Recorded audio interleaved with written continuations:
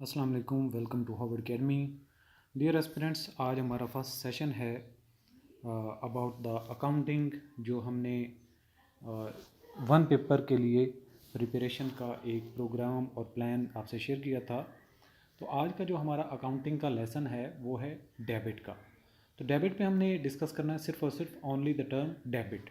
Debit से मुराद क्या है, और फिर हम इस पे जो जो अकाउंट्स इससे इंक्रीज़ होते हैं, इफ़ेक्ट होते हैं, वो आपने याद रखने हैं डेफिनेशन के साथ साथ। और फर्दर हम जब ये एक अंडरस्टैंडिंग इसकी डेवलप कर लेंगे, उसके बाद हम 10 MCQs सॉल्व करेंगे, तो उससे आपकी अंडरस्टैंडिंग डेवलप होगी। इसको अटैम्प्ट करने के बाद आपने इस लेसन के साथ क्विज़ 1 को अटैम्प्ट करना होगा, जिससे आपका ये टॉपिक क्लियर हो जाएगा।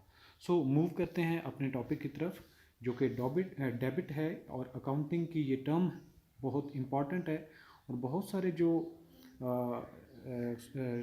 स्टूडेंट्स होते हैं इसी पे कंफ्यूज रह जाते हैं कि डेबिट और क्रेडिट एक्चुअली है क्या, इम्पैक्ट कैसे करता है। तो आज का लेसन बहुत सिंपल है।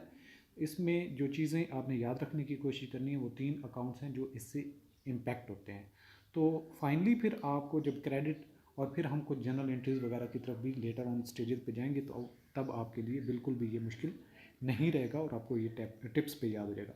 इन accounting the term debit refers to an entry made on the left side of ledger और अकाउंट। ये आपने बात याद रखनी है कि जो लेजर है या जो आप अकाउंट बनाते हैं, उसके लेफ्ट साइड पे डेबिट की एंट्री हम रिकॉर्ड करते हैं। When a transaction occurs, a debit entry is made to increase the balance of certain types of account. ये सर्टन टाइप्स ऑफ अकाउंट जिनके बैलेंस इंक्रीज होते हैं, और and decrease the balance of others. कुछ के ऊपर इसका पॉजिटिव इफेक्ट होता है, यानी कि कुछ इससे अकाउंट इंक्रीज होते हैं, कुछ डेबिट से अकाउंट डिक्रीज होते हैं। तो आपने ये चीज़ें याद रखनी है। इसके अलावा आपने ये बात याद रखनी है कि जब हम जर्नल एंट्री पास करते हैं तो उसकी डेबिट साइड जो होती है वो लेजर हो या कोई अकाउंट हो, उसकी जो लेफ्ट साइड पे एंट्री रिकॉर्ड हम करते हैं उसको डेबिट कहते हैं। Debits are typically associated with the following types of account. जब डेबिट हम रिकॉर्ड करते हैं तो कौन कौन से अकाउंट किस तरह से इम्पैक्ट होते हैं, ये आपने याद रखना होगा। नंबर 1 क्या है, एसेट्स पे इम्पैक्ट क्या होता है जब हम एसेट की डेबिट एंट्री पास करते हैं। तो debits increase the balance of asset accounts such as, कि जब आप कैश की डेबिट एंट्री पास करते हैं, इट्स मीन कैश इंक्रीज हो रहा है। अकाउंट्स जो रिसीवेबल्स हैं इनकी डेबिट एंट्री पास करते हैं तो अकाउंट्स रिसीवेबल इंक्रीज हो जाते हैं। इस तरह से इन्वेंट्री का अकाउंट जो है, जब हम डेबिट पास करते हैं, डेबिट एंट्री पास करते हैं, तो उसका इन्वेंट्री के अकाउंट इंक्रीज हो जाते हैं। तो ये कैश, अकाउंट रिसीवेबल, इन्वेंट्री और बाकी जो इक्विपमेंट है, ये क्या हैं, एसेट्स हैं, और इनकी डेबिट एंट्री से इनके अकाउंट बढ़ जाते हैं। यानी कि जब भी कैश की, अकाउंट रिसीवेबल की, इन्वेंट्री की और इक्विपमेंट की आप डेबिट एंट्री पास करेंगे, तो इट्स मीन के उनके बैलेंस इंक्रीज हो चुके हैं। अब इसी तरह से एक्सपेंसेस भी, इनकी भी नेचर एसेट की तरह से ही है। जब एक्सपेंसेस की डेबिट एंट्री पास करेंगे तो एक्सपेंसेस इंक्रीज हो जाते हैं। तो एक्सपेंसेस की नेचर मुख्तलिफ हो सकती है। जो भी एक्सपेंस की डेबिट एंट्री पास करेंगे उसके बैलेंस इंक्रीज हो जाएंगे। एसेट्स और एक्सपेंसेस दोनों की जब एंट्री, डेबिट एंट्री पास होगी, तो इट्स मीन के दोनों के अकाउंट बैलेंस बढ़ गए हैं। Debits increase the balance of expense accounts such as. अब एक्सपेंस अकाउंट्स की टाइप कौन कौन सी हो सकती हैं, वो सैलरी एक्सपेंस हो सकता है, वो रेंट एक्सपेंस हो सकता है, वो यूटिलिटीज़ का एक्सपेंस हो सकता है, वो सप्लाइज का एक्सपेंस हो सकता है। सो जितने भी एक्सपेंसेस के डेबिट एंट्री पास करेंगे, वो सैलरीज हैं, रेंट है, यूटिलिटीज़ है, सप्लाइज हैं, तो इनके बैलेंस बढ़ जाते हैं। जो हमने लास्ट क्या बात की थी, एसेट्स की जब डेबिट एंट्री पास होती है तो उनके बैलेंस बढ़ जाते हैं। एक्सपेंसेस की भी जब डेबिट एंट्री पास करते हैं तो उनके बैलेंस बढ़ जाते हैं। तीसरे नंबर पे ड्राइंग्स और विदड्रॉल्स। ड्राइंग्स क्या होती हैं, जब जो पैसा आपने अपना एक बिजनेस बनाया हुआ है उसके अंदर डाला, उसमें से जो पैसा आपने निकाला उसको ड्राइंग्स या विदड्रॉल कहते हैं।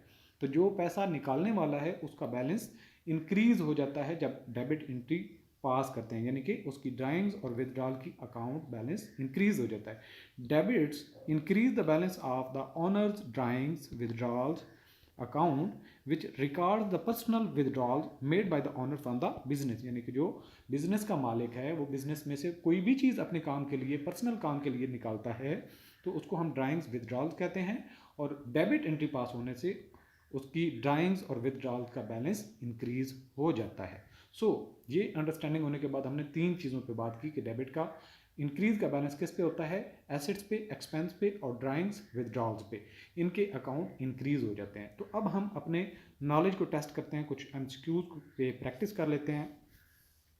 In accounting a debit entry is made on the side of the ledger और एन अकाउंट। ये किस साइड पे होती है, लेफ्ट पे या राइट पे? हमने क्या याद प्रैक्टिस में किया है, राइट थी, लेफ्ट थी, टॉप थी, बॉटम थी। अब ये आपने रिमाइंड करना है। अब हम आंसर सेक्शन की तरफ जाते हैं, तो ये हमारा आंसर था लेफ्ट साइड की बैलेंस पे, हम लेफ्ट साइड पे हम रिकॉर्ड करते हैं जब अकाउंट और लेजर बनाते हैं, तो डेबिट एंट्री लेफ्ट साइड पे पास की जाती है।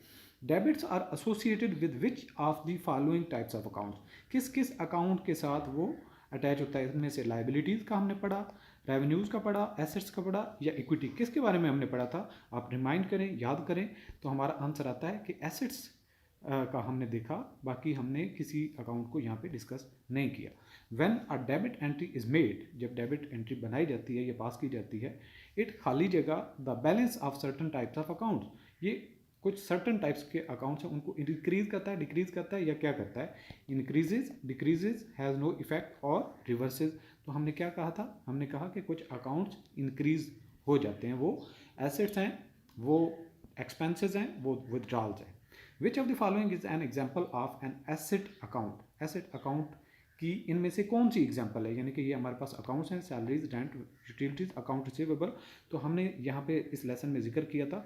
तो इनमें एसेट कौन सा है? तो आपने इस पर अपना ऑप्शन सेलेक्ट करना है। सो हमारा ऑप्शन राइट जो है वो है accounts receivable is type of an asset. Next हमारा क्वेश्चन है, debits are used to increase the balance of which type of accounts? वो कौन कौन से अकाउंट्स हैं जिनके बैलेंस इंक्रीज करने के लिए डेबिट आता है, या डेबिट होने से इन चीज़ों में से, या ये जो हमारे पास अकाउंट्स हैं इनमें किसके अकाउंट इंक्रीज होते हैं? रेवेन्यू है, लाइबिलिटी, एक्सपेंस है और इक्विटी है। तो आप इसको जो है वो अपना ऑप्शन लॉक करें। सो हमारा ऑप्शन राइट जो है वो है एक्सपेंसेस के, जो डेबिट एंट्री पास करने से अकाउंट इंक्रीज हो जाते हैं।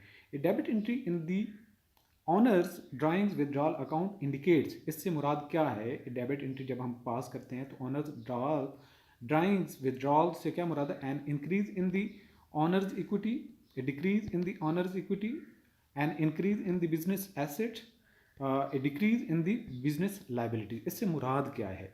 जब हम एक डेबिट एंट्री पास करते हैं तो ड्राइंग्स विदड्रॉल अकाउंट इंडिकेट्स, इससे मुराद क्या है? इसका मतलब क्या हुआ? इससे मुराद ये है कि a decrease in the owner's equity, owner's की इक्विटी यानी कि बिजनेस के अंदर जो उसका हिस्सा उसने डाला हुआ था वो कम हो जाता है। यहाँ से मुराद क्यों? क्योंकि उसने अगर 1 लाख डाला था, 10,000 उसमें से निकाल लिया, तो अब बिजनेस के अंदर कितना उसका रह गया? 90,000। सो उसका a decrease in the owner's equity, जो उसने बिजनेस के अंदर अपनी इन्वेस्टमेंट की हुई थी वो डिक्रीज हो जाती है, क्योंकि उसने अपने मकसद के लिए उसमें से कुछ हिस्सा निकाल लिया होता है।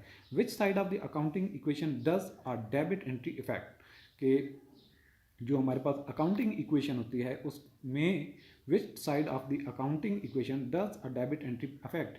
और डेबिट एंट्री उस इक्वेशन का कौन सा साइड अफेक्ट करती है? एसेट्स को, लाइबिलिटीज़ को, इक्विटी को या एक्सपेंसेस को? तो हमारा यहाँ पे आपने अपना ऑप्शन देना है, तो एसेट्स की साइड को इफेक्ट करती है। So if a company receives cash from a customer the cash account is, तो कैश अकाउंट क्या होगा? जब एक कंपनी किसी कस्टमर से कैश रिसीव करती है तो इससे कैश डेबिट होगा, क्रेडिट होगा, क्या होगा? Debited, credited, balance, ignore. तो आपने इस पर अपना ऑप्शन बताना है। इन चारों ऑप्शन में से आपका ऑप्शन कौन सा है? सो जब कैश रिसीव होगा तो उसको हम डेबिट करेंगे। नेक्स्ट हमारा क्वेश्चन है, विच of the following accounts would be debited when purchasing inventory for cash? Which of the following accounts would be debited when purchasing inventory for cash? यानी कि जब हमने कुछ इन्वेंट्री परचेज की और कैश हमने पे किया तो हमारा विच of the following accounts would be debited. तो ये दिए गए जो अकाउंट है इनमें से डेबिट कौन सा होगा? जरी बात है, जो बिजनेस के अंदर इन होता है उसको डेबिट हम करेंगे। Account payable, cash, sales, revenues और सप्लाईज। तो आपने अपने ऑप्शन को देखना है कि कौन सा आपके माइंड में ऑप्शन ठीक है। तो राइट ऑप्शन है कैश।